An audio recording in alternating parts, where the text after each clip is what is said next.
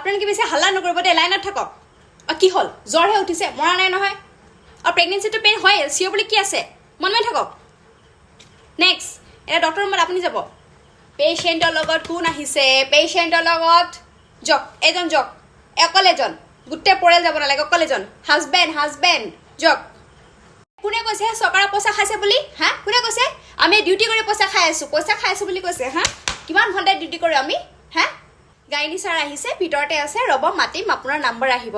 অ' ল'ৰা লাগে আপোনাৰ, সেইটো মানে স্পেচিয়েল মিটিং কৰিব লাগে, মানে ছাৰ লগত ল'ৰা লাগে নে ছোৱালী লাগে ডিছকাছ। এটা কাম কৰক, এই তিনিআলি দেখিছে, তিনিআলি চিধা গৈ পোনে তিনিআলি পাব। তিনিআলিত মানে টিকেট বিক্ৰী হৈ আছে, বুজিছেনে? এই ল'ৰা যদি লাগে আপোনাৰ, সেই লটাৰী লাগি আছে, সেই টিকেট কিনি ল'ব। যদি আপুনি জিকে, তাৰমানে আপুনি ল'ৰা পাব, যদি নিজিকে মানে ছোৱালী, বুজিলেনে? অঁ ঠিক আছে, এই পোনে যাওক, পোনে বুৰ্বক ক'ব আহে নহয়, একদম কয়াকেইটা। ছাৰ যিখিনি টেষ্ট দিছিলে গোটেইখিনি হৈ গ'ল আপোনাৰ, কালি ৰাতিপুৱা ৰিপৰ্ট দিব, আপুনি কালেক্ট কৰি দিব।